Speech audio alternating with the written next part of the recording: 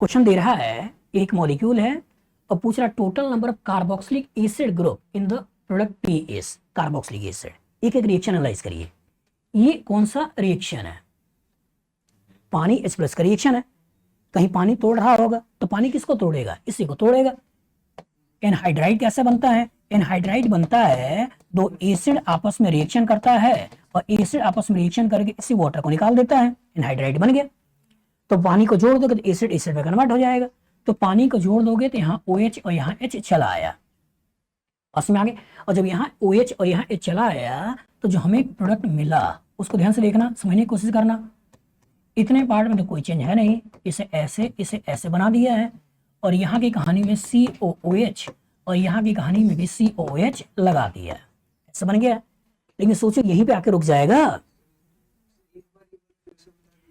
पानी H plus anhydride को तोड़ दिया है और तोड़कर OH इधर H इधर देके इसे एसिड में कन्वर्ट कर दिया है। दो एसिड आपस में रिएक्शन करेगा, वाटर निकलेगा तो एनहाइड्राइड बनेगा ना। इसी एनहाइड्राइड में पानी जोड़ दो तो पानी जोड़ दोगे तो एसिड एसिड बन जाएगा। क्या यहीं पे आकर रोक दोगे? नहीं, कहानी का ट्विस्ट क्या है? हीट है।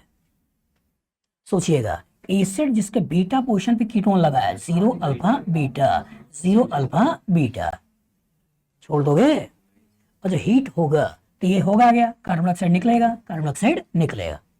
बच्चा हो सकता है कि यहीं पे लाकर रोक दे, लेकिन जो हीटिंग है तो इन्हें निकालना भी है और जो इन्हें निकालना है तो निकालने के कोरस्पॉन्डिंग ये ऐसे ही है, ये कीटोन ऐसे ही है, ये कीटोन ऐसे ही है। ये कार्बन डाइऑक्साइड निकल गया, ये कार्बन डाइऑक्साइड निकल गया, बन गया।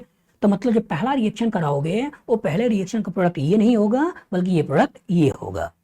अब बाद में क्या कह रहा है? ओजोन H2O2 है, ऑक्सीडेटिव है रिडक्टिव है? ऑक्सीडेटिव। इसी कार्बन डबल बॉन्ड कार्बन को तोड़ना है और जो कार्बन डबल बॉन्ड कार्बन को तोड़ोगे तो एल्डिहाइड बनाना है, कार्बोक्सिलिक एसिड बनाना है। ऑक्सीडेटिव है ना, और जो ऑक्सीडेटिव है तो क्या यहाँ एल्डिहाइड बनाकर रोक दोगे कि इसका फर्दर ऑक्सीडेशन करके एसिड बनाओगे? फर्दर ऑक्सीडेशन करके एसिड बनाओगे। रिडक्टिव होता तब एल्डिहाइड को रोकना था, लेकिन ऑक्सीडेटिव है तो फर्दर ऑक्सीडेशन करके एसिड बना दो। तो इसको तो ऐसे ही छोड़ दो, यहाँ कार्बन है, यहाँ कार्बन है, इस कार्बन के बाद एसिड है, इस कार्बन के बाद एसिड है, ऐसे बना दिया। इसमें इस कार्बन के बाद एसिड है तो ऐसे बना दिया। अब एनालाइज करो, ये है 0, ये है अल्फा, ये है बीटा, ये है गामा, ये 0, ये अल्फा, ये बीटा, ये है गामा। तो क्या अब ये डीकार्बोक्सिलेट होगा? नहीं होगा ना। तो वही आपसे पूछा है कि the total number of carboxylic acid group present in product P is, इसमें कितने कार्बोक्सिलिक एसिड हैं? कितने हैं? 2। तो आंसर क्या देना है? 2। लेकिन बच्चा क्या सोचेगा, वो यहां से यही बना लेगा, फिर इधर एसिड कर देगा तो 2 इधर है 2 इधर है, कितना हो गया? 4। तो एक अच्छा सा कॉन्सेप्ट यहां इन्वॉल्व किया है, बस में आगे एक अच्छा सा कॉन्सेप्ट यहाँ इन्वॉल्व किया है और यहाँ इन्वॉल्व करके पहले आपको एसिड को डिकार्बोक्सिलेट किया है और डिकार्बोक्सिलेट करके इधर का कार्बन डाइऑक्साइड हटा दिया और जब इधर वाला केवल डबल बॉन्ड बचा है इसकी ओजोलिसिस करा के 2 एसिड को निकाल दिया। तो एक ही क्वेश्चन से कहाँ बीटा पोजिशन पे एसिड है उसको निकालना है और बीटा पोजिशन पे स्ट्रॉन्ग इलेक्ट्रॉन विड्रॉइंग है जिससे कार्बन डाइऑक्साइड निकालना है, और एक जिसमें बीटा पे स्ट्रॉन्ग इलेक्ट्रॉन विड्रॉइंग नहीं है किसको रोकना है। बस में आगे तो कि एक ही कॉन्सेप्ट सब दोनों का इन्वॉल्वमेंट लेकर क्वेश्चन बना लिया, नहीं बना लिया?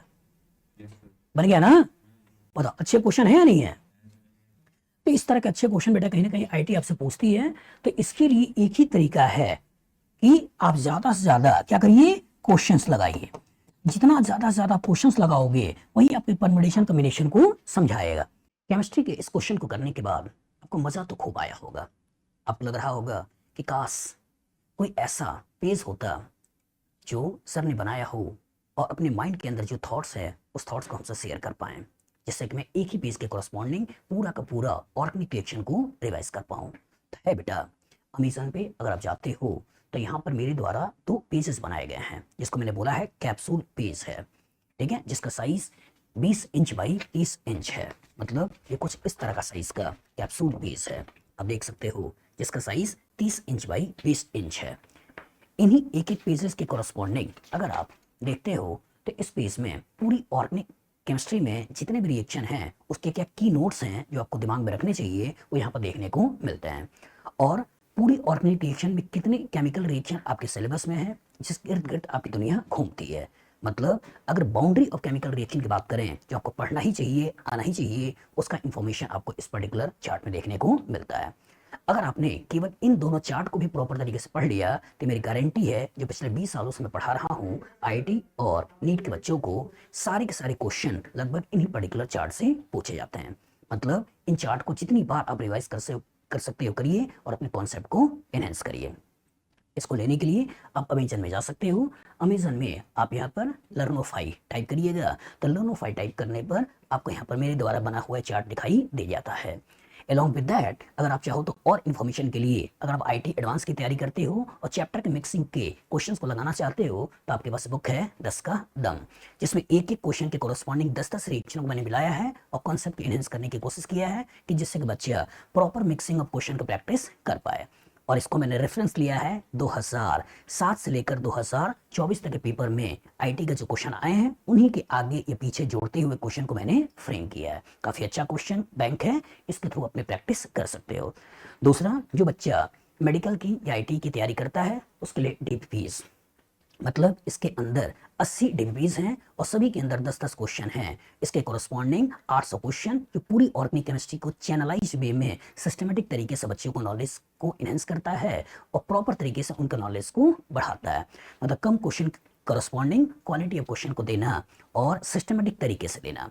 उसके बाद अगर कम टाइम है और आप चाहते हो कि पूरी केमिस्ट्री का रिवीजन कर पाएं, तो यहाँ पे आपके पास 30 डे चैलेंज, ये 2 वॉल्यूम में है। एक आपका वॉल्यूम 1 जो कि आईटी के लिए है और दूसरा वॉल्यूम 2 जो आपका मेडिकल वाला बच्चों के लिए है।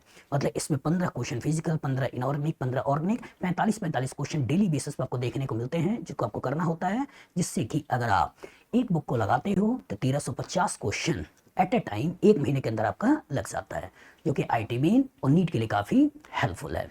और यहाँ पर आपके पास problem solving strategy of NCERT organic chemistry question, इस बुक के कोरस्पॉन्डिंग जो एनसीईआरटी के रियल क्वेश्चन है, उन रियल क्वेश्चन को कैसे टैकल करना है, उस रियल को क्वेश्चन को कैसे करना है, एक प्रॉपर तरीके से एक कॉन्सेप्चुअली वे के थ्रू आपको बताने की कोशिश किया है कि किसी क्वेश्चन को अप्रोच करने का क्या तरीका होता है। अगर आपने इस बुक को प्रॉपर तरीके से पढ़ लिया तो मान के चलिए कि इस तरह के परम्यूटेशन कॉम्बिनेशन के फ्यूचर में जितने क्वेश्चंस आ सकते हैं वो आप सही तरीके से बना लोगे और हर तरह के परम्यूटेशन कॉम्बिनेशन को आप सीख जाओगे। मतलब एनसीईआरटी का रियल क्वेश्चन को यहाँ पर लिया है और उस तरह के क्वेश्चन को कैसे सॉल्व किया जाता है उसकी प्रॉपर स्ट्रेटेजी मैंने इसके अंदर बताई है। और उसका 2 वॉल्यूम में concept of organic chemistry volume 1 volume 2 है, जिसकी कोरस्पॉन्डिंग थ्योरी और प्रॉपर क्वेश्चन का एक बैलेंस्ड वे आपको इन बुक्स के अंदर देखने को मिलता है। ठीक है, आप चाहे तो सभी ले सकते हैं या देखने के लिए कम से कम आप चाहे तो ये 2 कैप्सूल बेस मंगाइए, देखिए, पढ़िए। ऑर्गेनिक आपकी मजेदार है, कॉन्सेप्चुअल है और इंटरेस्टिंग है, आपको मजा आएगा और आपका सब्जेक्ट का डेप्थ बढ़ेगा।